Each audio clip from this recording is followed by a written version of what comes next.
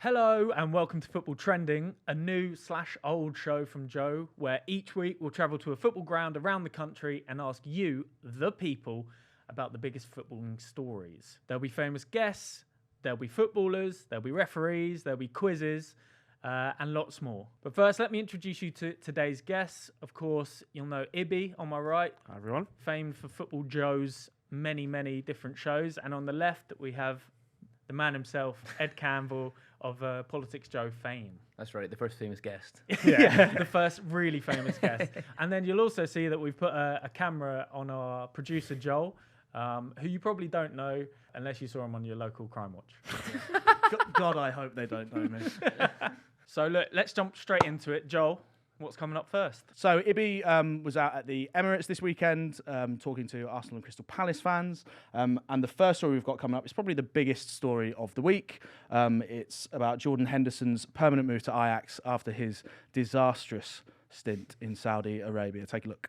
It's a bit of a weird one. He's walked into something he wasn't expecting to. Now he's managed to get an easy out, really.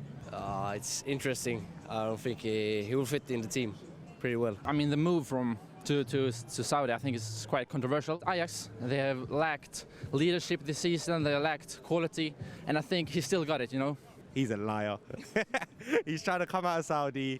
He doesn't care about Ajax. He's never supported them growing up. To go from competing at a certain level every week and having that winning mentality to just go in there and just biding your time and trying to just pick up a salary, I think it's hard for players to adapt to that. So yeah, I'm not really that surprised that people are looking around now trying to come back to Europe. I was a bit surprised because he's only in Saudi for 6 months. So the fact that he wants to terminate his contract and leave the club straight away, I guess he wants to return to European football, maybe win a trophy with Ajax, the Europa League. I just think he wanted to get some money, a couple months, and now he wants back to Europe, innit? That's it. He's got himself into a really weird situation. It's a little embarrassing that you're talking about a Liverpool captain in a title-winning team. It's embarrassing for the player, for his agent, for Saudi Arabia, because now who's going to want to go over there? They're starting to see players coming back now. We're hearing Ruben Neves wants to come back. Benzema, when he wants to leave, and now we're hearing that they're not getting paid. Could you imagine the texts he's getting from his mean teammates? They're probably taking a mick out of him. He should have seen the red flags before and got out of there. Didn't expect Ajax, but do you know what? I feel like they need the leadership. They've got a very young team, so to be fair, it kind of works out on paper. Hopefully he does something. I mean, I like the guy. I know he's not an Arsenal player, but I like the guy, so hopefully it goes well for him, to be fair. Does Henderson get into England's Euro squad? No, he can't. No way, man. No way. No, simple as. Yeah, you take the experience with you, but I don't know how much we'll see him though. I think they've got so many players that can have a similar effect and do more on the pitch than him that I don't think is really necessary. Not a chance, mate. England's got so much talent, but the team's just been not run very well. He likes his own people, doesn't he, Southgate? So I mean, it's probably good to have him in the squad as a leader, but playing? No, not really. What do we reckon then, boys? I mean, first of all, big shout out to the fella in the black beanie. He absolutely went for it, to be fair. I agree with him on basically everything that he said as well. Yeah. I think basically it was a really well-rounded argument from everyone, wasn't it? You saw the reasoning. Why did he go initially? Then the abandonment of his people, and then basically leaving now and saying that it's because of footballing reasons. Goes against everything that he spoke about only 3 months ago when he said that he wanted to revolutionise and bring the game forward in Saudi Arabia. So it's it's ongoing. This isn't over, I'd say. No, this move to Ajax hasn't finished it. I like the guy saying he was concerned for his agent. That's the real victim of Henderson's move. I think his agent's played an absolute blinder. I've got to be honest. He still gets 10%. I mean, his agent's not bothered. No, definitely isn't. I'm amazed that he's actually had a club as big as Ajax come in for him after all this, to be honest. I'd kind of assumed that it was MLS or bust, basically, off the back of this. Do Ajax, if it's not this season's Ajax, do Ajax go for him at all? That's the thing, and also he just couldn't come back to a Premier League club. He doesn't have that caliber to play at a top Premier League side, and also we all know how much money he was making at Ajax. The moment he comes back to England, it just gets taxed. So he had to do, 2 years? Or I think deferred it. Yeah, you have to defer. Yeah. So the moment he comes back to England, that money's gone. And the reality is he went out for the money. Like, let's not kid anyone. He doesn't care about the Saudi League. He wants to make sure his family's good, he's good, and he just can't come back to England. Like, that's the reality of it. His sort of reasoning of footballing decisions is really interesting, especially when you look at someone like Ross Barkley, who chose to drop down, take a wage cut to play every week for Luton Town, who are probably one of the wild cards of this season. Really great to watch, really interesting footballing brand. Ross Barkley, absolutely key to everything good they do. That is footballing reasons. He has gone down to try and get back into the mindsets of people around the country, and he's doing a really good job of it. Yeah. Henderson, to say it, it's disingenuous. It is disingenuous. And, he said, I've got to make the decision what's best for me and my family. I think a lot of people probably like us to sit here and criticise the Saudi League, everything that went along with that, but certainly wasn't the case, and that's something I'm not going to do. I've got full respect for the league, for any fans of the club, for the people over there who really made us feel welcome, but unfortunately these things in life sometimes just don't work out. In football or in life in general. I would like for us to sit here and criticise the Saudi League, particularly you, Ed Campbell. Saudi League or Saudi Arabia. You mentioned Ross Barkley there. Ross Barkley, well, Luton's not great, but they don't chop off people's hands. He's something that goes. I think football with social issues, institutions in football like to do, give racism the red card, rainbow armbands. Like, we did it. Fixed it, lads. Everything's grand. But I think this Jordan Henderson's career just shows the utter hollowness in that sentiment. In that he was one of the biggest voices, also biggest voices in football for the LGBT community, which is a fucking low bar. Yeah. And he abandoned it for £30 million. But then, does he? Did you know the point he's making about wanting to improve the Saudi League? That was his response. Yeah. Does he think that makes it sound like he thinks the improving the quality of the Saudi League is more important than gay people's rights? Yeah. he's a complete shill. He's gone for money. He's got no morals, and equally, he doesn't want to pay tax in the UK. Yeah. That's extraordinary.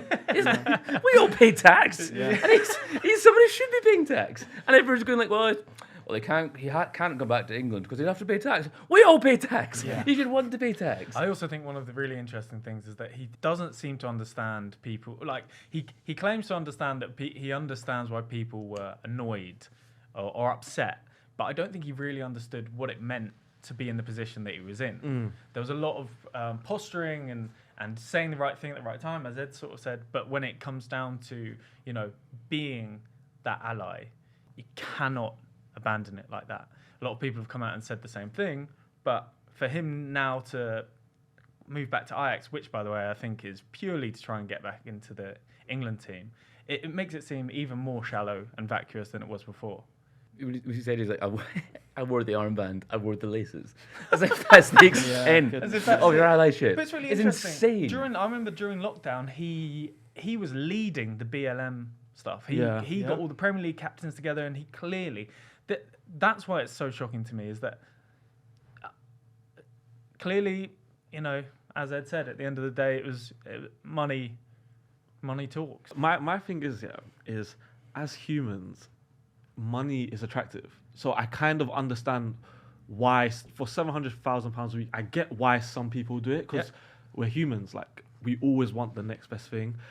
But it's kind of like the way he went about it. It's like, as Liverpool fans, he kind of turned around and said, they didn't want me to stay, like, kind of all that. Yes, we did. Klopp said we did. It was mad. He literally came out and said, if one single person at Liverpool asked me to stay, I would have stayed. Yeah. I think Jurgen Klopp was saying, like, the fuck? I did ask you. Like, what are you talking about? Like, you are not the Henderson from 4 years ago that will carry the squad. Like, you have to kind of go with the type of player you are. And it goes back to the England point. Yeah. He's just not good enough to play in that England team. You could argue that he's good enough to be around the squad, and I would love that for him to be at Liverpool like that, but he's just not the player to start week in, week out. He doesn't have that technical ability. So he'll go, definitely. I think it's inevitable. I'm convinced the reason he left is because Southgate said to him, you've got one more tournament. Yeah. You have half a season to prove why you need to be in that team, and at the moment, the level you're playing at, you're not going to get in. Yeah. You're not going to get 700 people. They're also shit. Yeah, well, exactly. And the fact we're doing, like, what, 8th in the league? Highest position they're doing really 4th? badly. Which is mad of what Ronaldo said a couple of days ago on, like, the Saudi League is a better standard than the French League. Like, I find that abysmal, by the way. Yeah, He's literally paid to say Yeah, that. that money was getting wired into his account. I remember when Neymar's contract came out and it had clauses that if you were positive about Saudi Arabia, the Kingdom of Saudi Arabia, during on Instagram or during press conference, you would get extra bonuses. And I imagine Ronaldo's is fairly similar because our boy's been talking. Luckily, Henderson solved homophobia in Saudi Arabia. He did. It has that Simpsons meme like written all over it, where he's like, "My work here is done." He didn't do anything, didn't I? Sticking with the Saudi League, there's been some rumblings of discontent, not just with Jordan Henderson, but Karim Benzema, as was mentioned in the VT, and also a couple of other players, Firmino. Aymeric Laporte came out this week with some quite interesting quotes, which I'll read for you. He said, "Many of us have come here not only for football, many of us are happy with that, but I'm also looking for something beyond that that's not the economic part. In terms of quality of life, I expected something different because in the end here, you spend 3 hours a day in your car."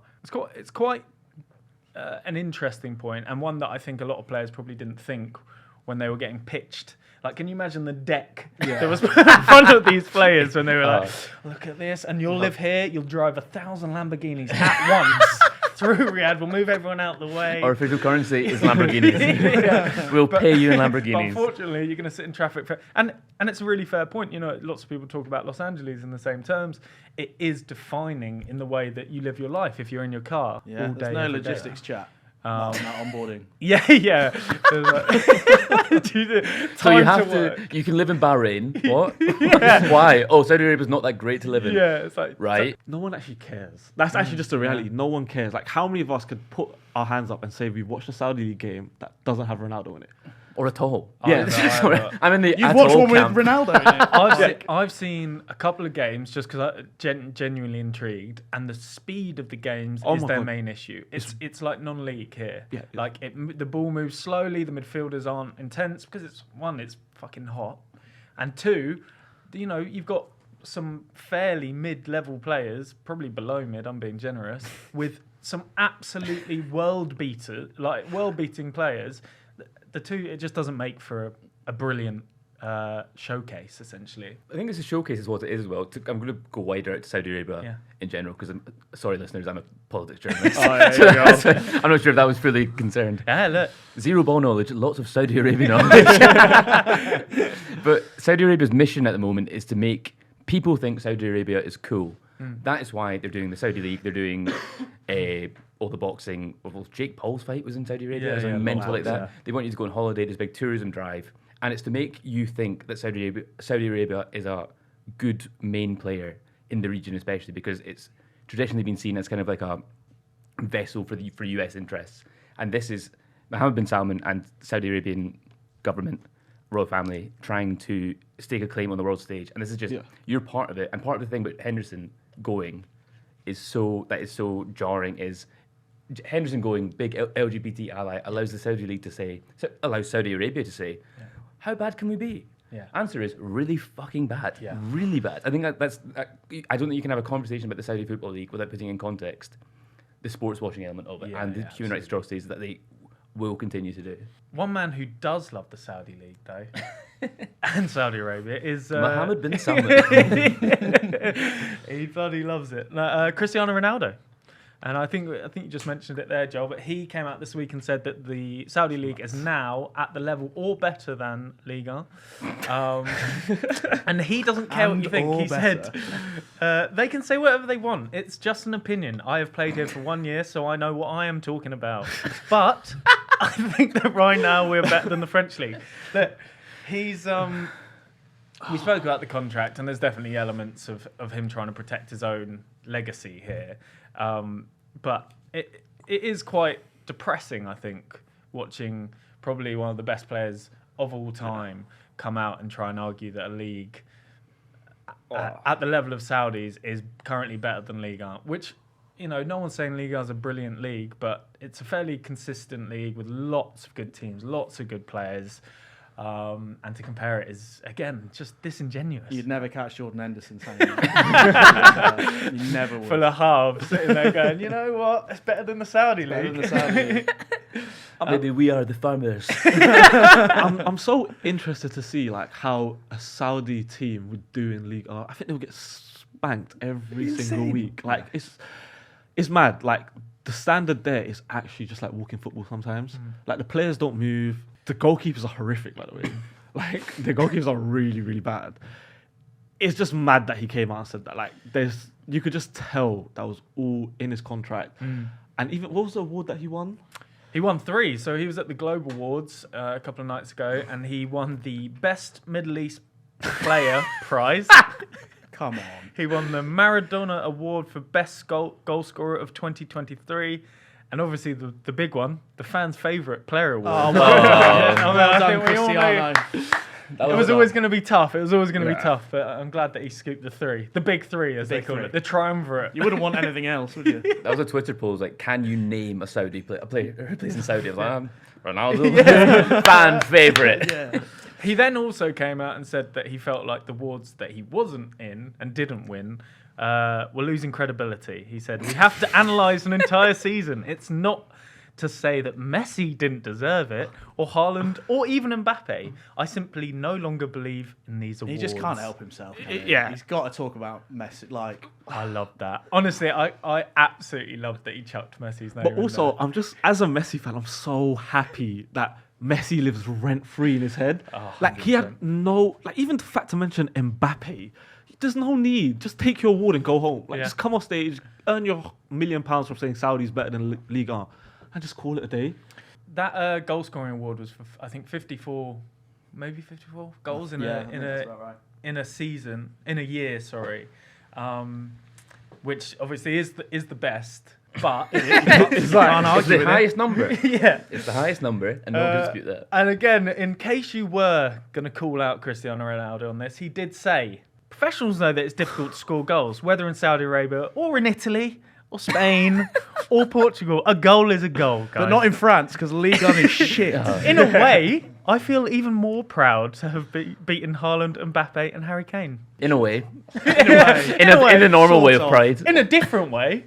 What's those, the Globe Awards? Yeah. That's something we all know. It's been around for a few years. Okay. But it's the lesser of the FIFA best, and then also the Ballon d'Or stuff. Like it very much is the little brother to those things. I mean, a lot of people still go, a lot of big players still turn out for it, but it's not on the same level, and it's not regarded as the same, I don't think. It's just funny that like an award ceremony that's held in Dubai, which clearly supports Saudi, got Ronaldo on stage for the 3 most peculiar awards. What was it? Best Middle East player? Or Best Middle East player prize. Which is nuts. That's the big one. Like, you're literally going up against, like it's nuts. Like, it's doing a continent when the one in the world with all the best players doesn't matter. Like, it's just nuts. It's the same as Ronaldo winning that is Drake winning his home basketball tournament.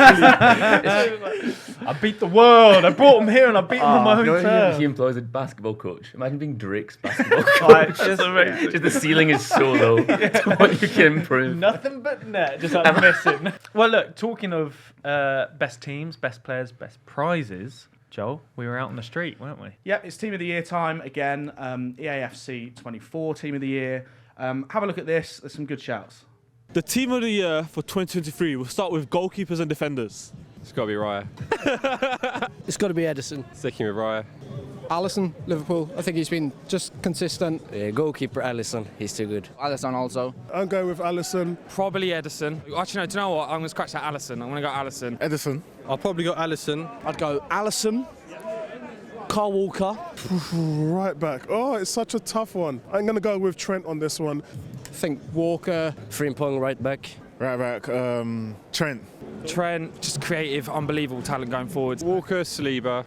I'll put Van Dijk in there. Centre back, I'm going to give it Saliba. Diaz maybe. Ruben Diaz has played through the whole year, so I think it takes the other centre back spot. This is going to be a controversial one. I'm a Man United fan. Take Maguire any day. Left back, You know what? Let's go Ake. I might put Davis in there instead. Theo Hernandez. Left back, yeah. Do you know what? It's going to sound a bit mad, but I want to go Nathan Ake. Underrated player. Left back, Alphonso Davies.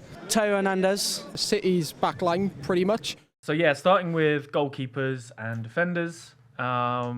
Just give you a run through of the 2 Team of the Year goalkeepers, defenders that were voted for. So the FIFA best had Courtois in goal, Ruben Diaz, John Stones, and Carl Walker as a back 3. They didn't have a 4. And then EAFC, it was voted, I think, more by the public, and that's Alisson in goal, Jeremy Frimpong at right back, Virgil van Dijk, Ruben Diaz, and then Theo Hernandez at left back. So,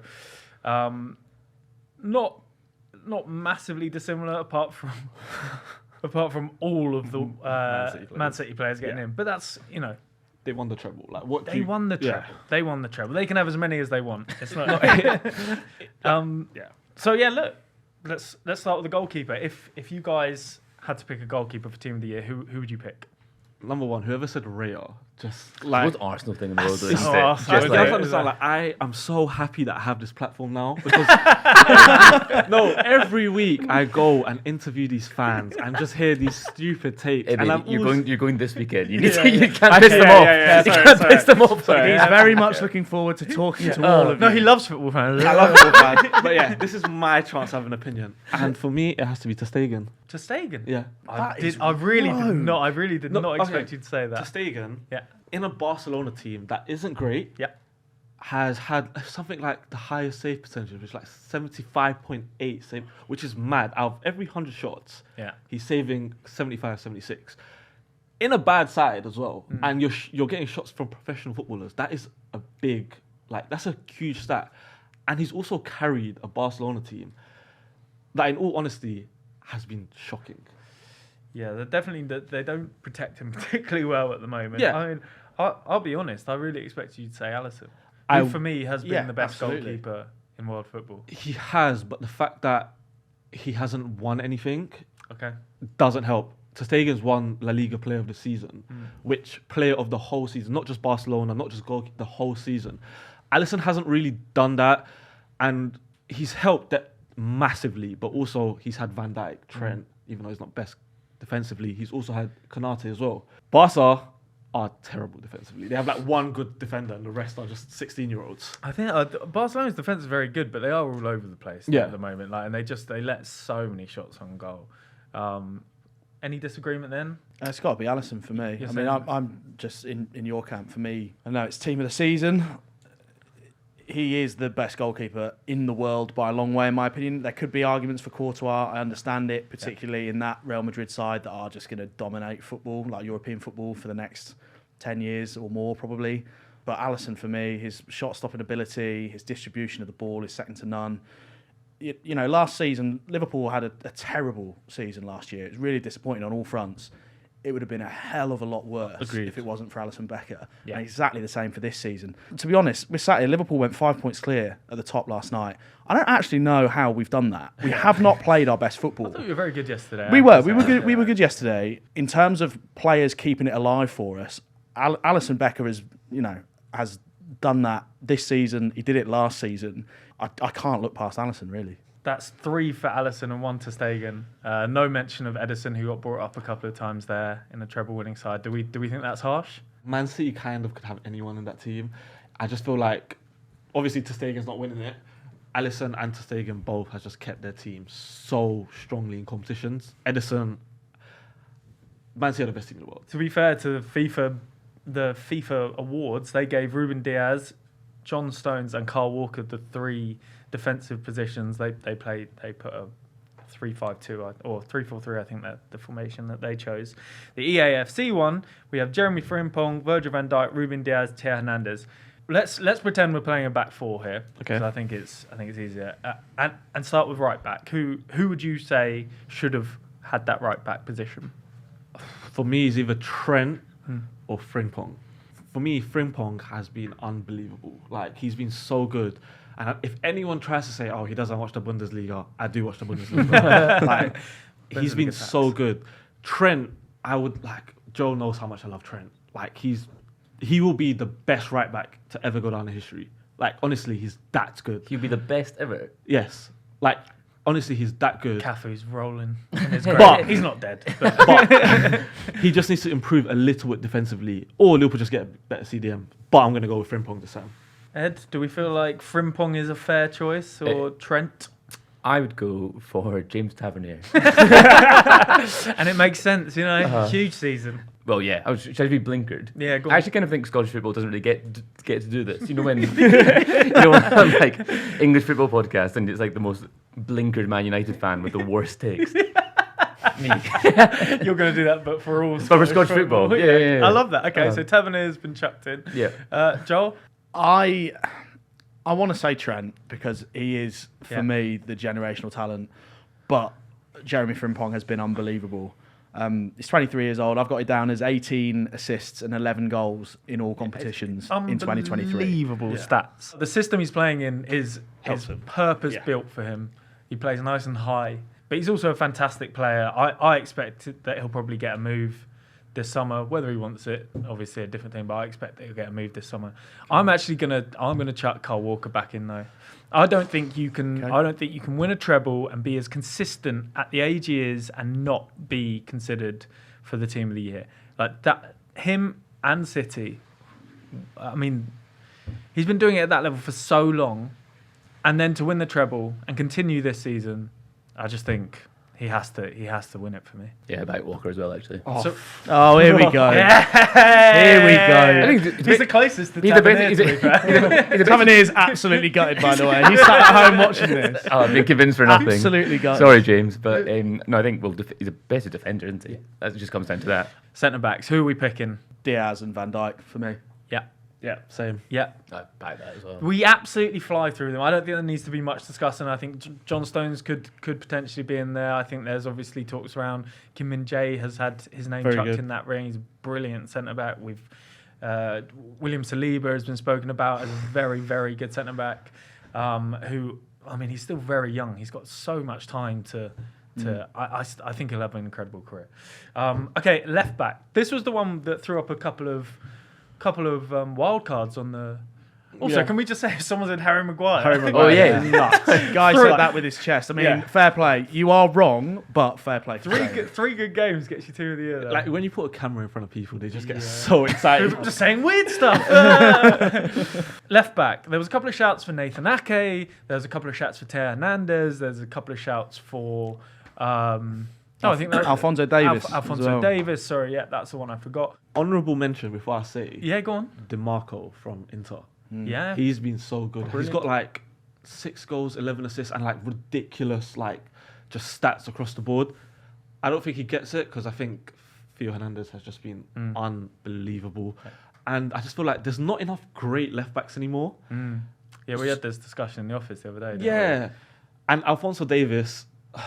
It's hard, like Bundesliga and your Bayern. And he was injured for a very long period of time, so it kind of takes him out of that equation. For me, and they didn't have a great season in the end, Bayern, by their standards in terms of the style and the play that they had. I agree. I think Teo Hernandez, whenever I watch AC Milan, he is always brilliant. And his dynamism, the way that he can get up the pitch, the speed at which he moves, how good that left foot is that he has, I think, for me, he's got to be our player of the season. That's not to say that Nathan Ake doesn't deserve massive credit. That's not to say that there aren't other options. I actually think, and this is with my bias hat on, Destiny Udogie, give him 2 years and he will be in this conversation. Everyone's laughing. Let's just remember this. Someone bookmark this, all right? Clip this now. Every opinion you can clip this. Clip it. This will come good. Any other shouts in there? Van Yilmaz. Finally, someone's been brave enough to say it. Okay, cool. So Teo Hernandez takes it. Should we move on to midfielders and attackers? Let's do Back to the fans. Midfield's got to be Rodri, Bellingham, probably De Bruyne. I know he's been out, but De Bruyne's a ridiculous player. And I'm going to go with Bellingham in the middle, Rice and Rodri. Rodri, got to be in there. De Bruyne too, he's just too good. And Bellingham, of course. Bellingham, De Bruyne and Rodri. I'm going to have to go Rodri in there, KDB. You know what? I'm giving Jude one. I can't have all City. It's a tough one as well. I think Bellingham, just for what he did towards the start of the season. Maybe Valverde as well for Madrid. It's Rodri as number 6, and then both Bellingham, but then also De Bruyne. I mean, just the last game, he came back from an injury, and then just the goal, and then the assist at the last minute as well. So Rodri, De Bruyne, and I'd love to put like an Arsenal player in there. We'll go Odegaard for the vibes. Odegaard. I'll take Bellingham, yeah, fair. I can't believe I'm going with Kane up top, but who's better than him at the moment? Haaland. I put Mbappe. I'm stuck between Rodrigo and Vinicius Jr. I'm probably going to go Vinicius. Messi's not getting a shout for me. What's he done this year? Come on, like, well done, you did the MLS. I think Osimhen for Napoli last season. Haaland and probably Salah. I mean, Salah, Haaland, I have to say Mbappe. Mo Salah, Erling Haaland, and Mbappe. Mbappe, Haaland, Harry Kane in there as well, man. We've got. So look, the Arsenal fans know how to say Vinicius. Vinicius. But look, let's start with the midfield. We're going to play a 4-3-3, just so you're aware, in the Joe Team of the Year. And I want your 3 now. Ibby, I'll start with you. I think 2 are non-negotiables. Rodri, Jude Bellingham. Yeah. Non-negotiables. It's kind of that 10 role. I'm going with De Bruyne, unreal, big game player. De Bruyne, Rodri, Bellingham is, I think, the 3 that most have settled on. The only difference with the FIFA Team of the Year was Bernardo Silva, who obviously had another. I think he is one of. I don't think he's underrated. I think that's the wrong word for it, but maybe underappreciated. Yeah, I think every year Bernardo Silva has an incredible season. One of the most technically beautiful players. There were times at the end of that Champions League run last year where Bernardo Silva was taking the piss against Real Madrid. I remember him just. I think it was Camavinga at left back, and he was just playing with him. They were 3-0 up, and he was the way he moves on the ball, unbelievable. He's never going to get in for me over De Bruyne, Rodri, and Bellingham. Like, he's consistently been great. Yeah. So what does he need to do to get a team of the season? As in, like, he needs to have a break through his ceiling. I think that's it. I think because you see Bellingham's come in and had an incredible time. But I mean. Was it better than Bernardo Silva? He won the treble. He won the treble. He was brilliant in that team. Obviously, not as many goals or assists as Bellingham's got since he's come to. And this season, maybe he hasn't had as brilliant a season, whereas Bellingham has had an incredible start to life at Real Madrid. I think Ange said this recently. The best players in the world, the difference isn't massive between the best players and the rest of the players, but the consistency of output is what turns a very good player into the best player. And for me, Bernardo Silva does that. Bellingham is now doing that. Rodri is the best DM, probably one of the best DMs the Premier League's ever seen. I just can't remember a better. Like, everything he does is perfect. And he comes up with clutch goals in big moments as well, including the Champions League final. And then De Bruyne is as top 5 players of all time in the Premier League for me. I think just unbelievable. So if we're happy with those 3, we'll lock him in. I think Declan Rice is very unlucky that he plays defensive midfield, because until Rodri pisses off, the conversation won't be there. But I think, again, the impact he's had in a good West Ham team to win a trophy, but then to drive that team to winning a trophy and then move to Arsenal and be as good as he has been. It's been an on-off season for Arsenal, and Rice has been so consistent, so consistent. So unfortunate that Rodri is there and is as good as he is, because otherwise I think Declan Rice would be in the conversation a little bit more. Of Team of the Year? Yeah. No way. I'm not going to lie. That is a crazy take. I'm clipping that. Like, I'm putting it on social. Just to play for Team of the Year. We'll put it out there. We'll let the people decide. That is nuts. Okay, so moving on, we got the forwards, and again we're having 3. The FIFA kind of bottled it and did a 3-3-4. 12 attackers. A 3-3-4 formation. They voted Erling Haaland, Kylian Mbappe, Lionel Messi, Vinicius Jr. That feels like having your cake and eating it too. Doesn't it? And then the EAFC had Lionel Messi, Erling Haaland, and Kylian Mbappe. So we're going with a 3. And I want to know, who do you think should have been in that 3? Ed Campbell, come to you first. I think Messi's the interesting one there, isn't it? I think it's the exact same thing as what Saudi did for Ronaldo, FIFA do for Messi. And that's why Ronaldo's bringing it up, really, isn't it? It's just like, buying. Well, he's not even buying them in America, is he? Yeah. So yeah, but I don't know. It seems like taking the old dog out to the field, out to the paddock for one last run around, and he's not chasing the ball as much as he used to. I think Messi is the question mark there for me. Yeah, same. Well, Absolutely. he's in my team of the year. He's in your team. Yeah. Go on then. Put an argument for him. He's won the Ballon d'Or. Like he's the best. He's But he won the Ballon d'Or because he's Messi. Yeah, and he did. he's in the team because he's Messi. And he's literally the best player of the year. You have to have him in. Like he won the Ballon d'Or because of the World Cup. He's gone to that Inter Miami team and transformed them. Like literally. Hold on a minute. Has he not transformed them? Wait. Go on. I'll let you land. They didn't win until Messi came into that team. Yeah, but you put Lionel Messi in any MLS side and they're going to be the dominant team. They've also signed Luis Suarez and half of his old Barcelona. Jordi Alba. Jordi Alba as well. And also, that's the pulling power Messi has, which is even more stake to be my team of the year.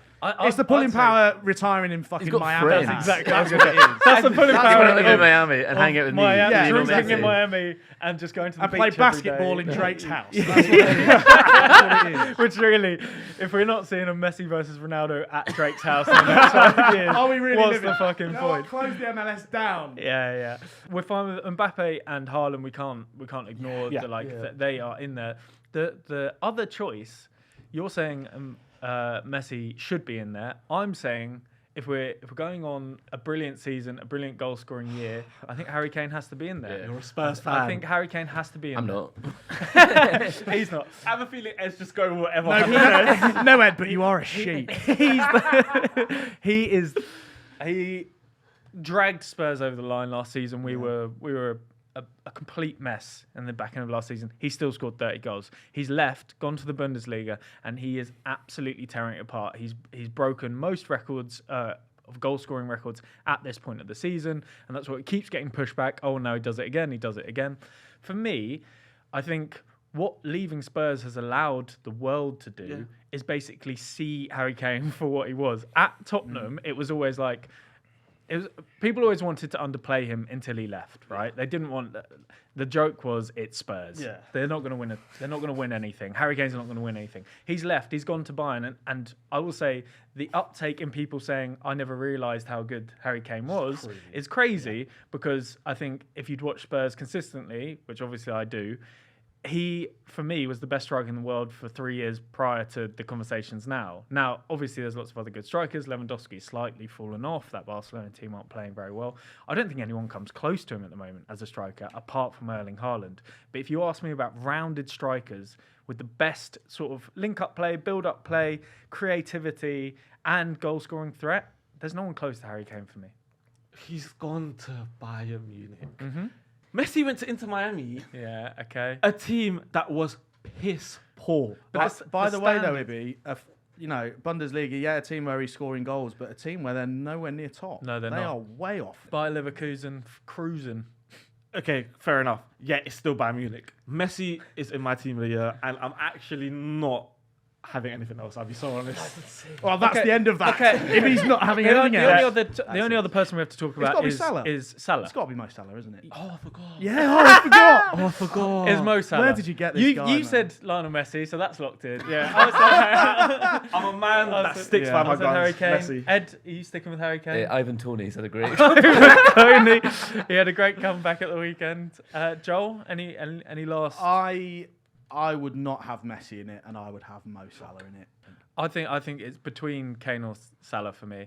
I think Salah, again, another victim of consistency. 100%. Like the chat around Salah at the moment across social media is wild. Like one of the best players in the Premier League for God knows how long. One of the most consistent goal scorers that the Premier League has ever seen. And what happens when you're that good and you're that consistent is people just expect the world from you. And the absolutely ridiculous thing is, that's not a new thing. Yeah. That's been going on for the last 3.5 years. He had an unbelievable first season at Liverpool, and as soon as he dropped off ever so slightly, everyone was saying, oh, well, maybe he's not going to be all that, maybe he's not going to have the longevity. In a Liverpool team that haven't been at their best, he finds a way. That's why players like Harry Kane are so important, because they will finish 9 times out of 10. He twisted and it. here we are, back at the point. Here we go. Where was I going with it? There we go, straight back in. No, look, for me, it's very close between Salah and Kane. I think Salah has probably been, since March, Probably one of the best player in the league, along with Kevin De Bruyne. But obviously, with his injuries, he kind of dipped in and out. But for me, it's Harry Kane. All right, so look, our team is therefore Alisson in goal. At right back, we went for Kyle Walker. Apparently. At centre backs, Ruben Diaz and Virgil van Dijk. Left back, Teo Hernandez. The 3 centre mids, we went for Kevin De Bruyne, Jude Bellingham, and Rodri. Nice. We then went with a slightly strange front 3 of Erling Haaland, Mbappe, and Harry Kane. Formation doesn't work. Maybe we'll play Mbappe behind them. Maybe we'll play Kane behind the 2.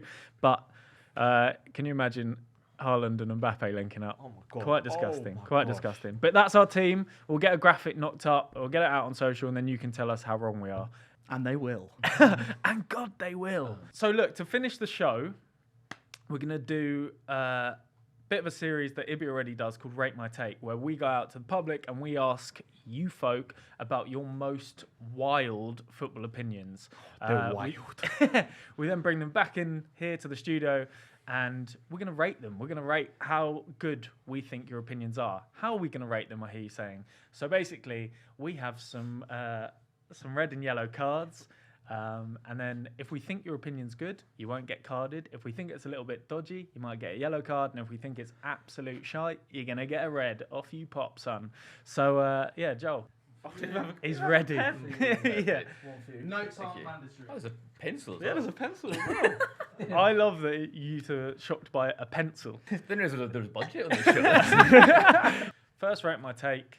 Let's hear it. If Granit Xhaka hadn't left Arsenal, we'd be top of the league right now. I think the experience is massive. The stability for what he did last season.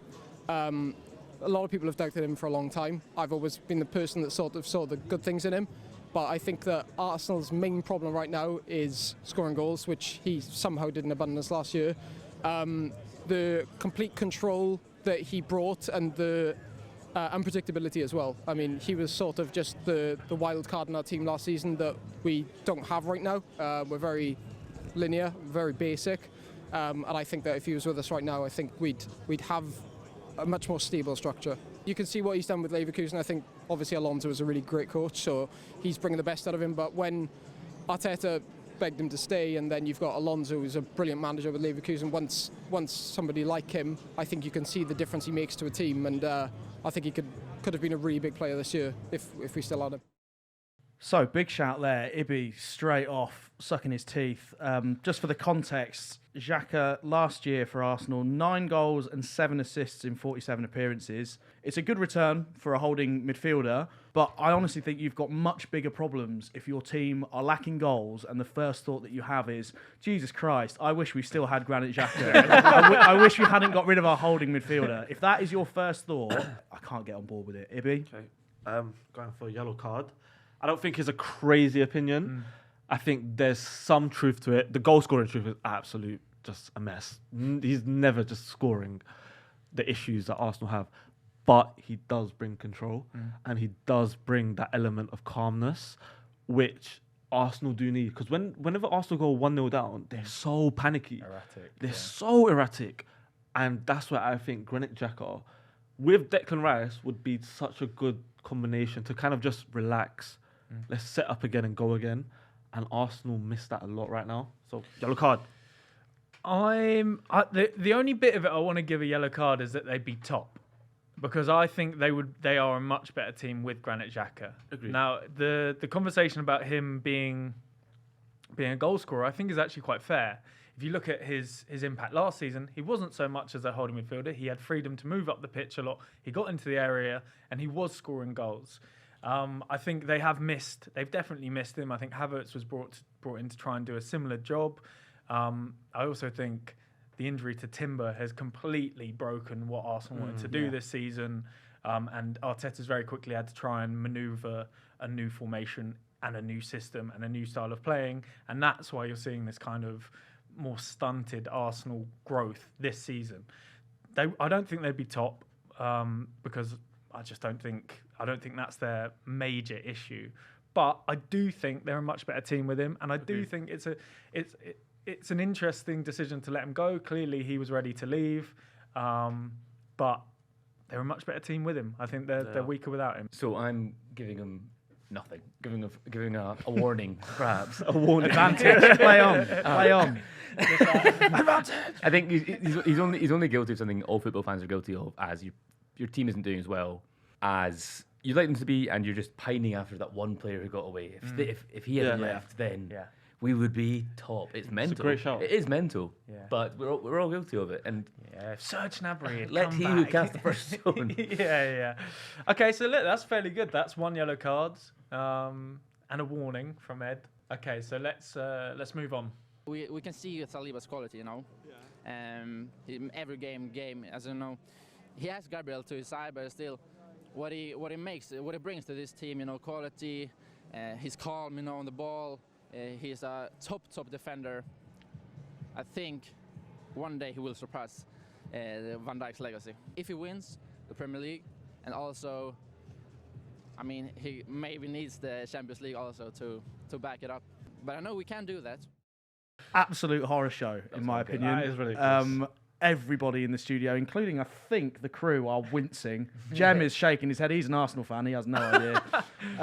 I mean, look, he's a very good centre-back. When Liverpool played Arsenal just before Christmas, he had a great game. Surely the big thing for matching a legacy is that you have to actually win stuff. This is my issue. Yeah. Like, sorry, I'm so passionate about this subject because I think Konate is better than Saliba. What are you carding? Oh, sorry, yeah, red. Straight off. Yeah, Straight no, off. sorry, yeah, like get out, because this whole thing about Saliba's better than Van Dijk. He's not even better than our second best centre back. Okay. He's number one, goes back to the point of winning something. Arsenal will not win the Premier League. They will most definitely not even win the Champions League. They won't get to the semi-finals. Like, clip this, it won't happen. It's worth bearing in mind as well what we said a minute ago about kind of recency bias and players overperforming and then people thinking that they're having a bad time of it. Virgil van Dijk last season, compared to where he's been before, struggled. This year, he has been working his way back up to his best. You mentioned Konate there as well. When they've played together, they've been really solid, and he is, you know, he's quickly becoming the player that he was around 2019 again. If you're going to say something like that, you have to be able to back it up with longevity. Thank you. And I just don't think he's miles off that. So look, I'm going to give it a yellow card, but not because I think it was I don't think it's a terrible take. I think Saliba, having watched him, a young centre back, to be as sort of imperious as he is at this age now, is really impressive. Usually centre backs come into this a little bit later. The yellow card is because outstripping Van Dijk's legacy would mean you have to win the Champions League, you have to win the league, you have to compete with the best team the Premier League has arguably ever seen. That's the legacy that Van Dijk's done. Before his injury, there wasn't a player that could take Van Dijk on. Yeah. Well, who was it who said he smells too good, he looks too good, and he's too fast, he's too quick, he's too good looking? There was an aura around Van Dijk that he's got back in the last sort of 6 to 8 months. Saliba needs to do it for 3-4 years, and then we can have those conversations. But I do think Saliba will be one of the best defenders in the world. I do think he's starting to come into that conversation already. I just wonder if it will be at Arsenal. I'm going to give him a yellow, as in it's just speculation, isn't it? Like, he might win the Premier League, he might win the Champions League, but until he does, he's not in the same conversation at all. I think Arsenal fans have been groomed into saying things like this. I think behind the camera. No, but as in, like, absolutely wounded. Since the advent of EAFC, they just go to the Emirates and say something mental. And that's why we go down. They're just two Dutch Arsenal fans walking around with the goggles, hats. Swedish. Swedish, not Dutch. Right, so last one to finish up the show. Take it away. Xabi Alonso will be one of the best coaches ever to coach in football. When he played, he had all the great coaches to learn from, like Ancelotti, Pep, Mourinho, and for sure he will be one of the best coaches. You can see him right now in the Bundesliga. He's flying through there. I think one day he will be up there with Mourinho and Pep. They're going to win the Champions League next year. Xabi Alonso is going to go on to be one of the best coaches of all time. His Bayer Leverkusen side are currently 7 points clear of Bayern Munich, won 15 games, drawn 3. Last season, Bayer Leverkusen 6th in the Bundesliga after losing nearly as many games as they'd won. I think they won 2 more games than they lost last year. So there's been a huge transformation. He started very well, by all accounts. he absolutely could. I'm not no card from me. He Yeah. absolutely could be one of the best managers in football. If you look at the coaches he had in his playing career, the time he took to come into football, I think if you look at his style of football that he played, he always spoke incredibly well, and he was able. That's really important as a football manager, to get your point across passionately in a way that people want to consume it. Really important. The style of football that he's playing at this Leverkusen side, you know, they got rid of a lot of players in the summer. They brought in some brilliant recruitment in the summer, and to get people to buy into that style of football that quickly, and to have, you know, the most progressive passes, you know, the most possession in the Bundesliga, all those things that show what he's trying to do in that little a time. That says to me a very, very good coach. And then he's got the Mourinho's, the Pep, all these influences of the best managers. Plus, you know, his ball IQ was incredibly high anyway. So for me, not a mad take. And I'm not, no card from me. Agreed. And this is the only one, Ed. If you don't agree with this one, I'm I will report the politics page. I've got a warning. I don't know how much his previous managers come into it. Okay. Why is Frank Lampard shit at managing? Why is Wayne Rooney shit at managing? Yeah. I think that's the only caveat. That's the only. He's probably a good manager in of his own right. I don't think necessarily having been managed by good coaches makes you a good football manager. I think it depends what sort of person you are. How much are you genuinely interested in learning what those coaches are trying to say to you when they're managing you? I think someone like Xabi Alonso, for as long as you've watched him, you can assume that he's having conversations with Rafa Benitez about why are you doing that, with Pep Guardiola about why are you doing that. I don't think Wayne Rooney was in there asking, you know, why are we playing this way? I think he was like, let me at him, I'm going to rip someone's head off. Those massive lollipops. Was it that guy that said that they'll win the Champions League next year? Yeah, that was the other side of it. Get that card out. Yeah, unfortunately, as usual, you have to beat Man City. It's a typical Arsenal fan. Like, he has to ruin it in some capacity. Like, they can't just ever have a good take. Ibby, just a reminder, you got to go back to Emirates in a couple of days, so enjoy it. Let us know what clubs you actually want us to go to, though. Look, put in the comments what clubs do you want us to come down to. We're going to go all around the country. Yeah. We've got people in Manchester, Liverpool, as well as London, which is where we are. So look, that's it. That's the show. Just big thank you to everyone. We're going to be here every Monday doing the same thing. Like I said, we're going to get famous faces on. We're going to have footballers on. We're going to have guests, referees. Referees. This is so good. So make sure to subscribe. Make sure to like and comment. And we'll see you in the next one.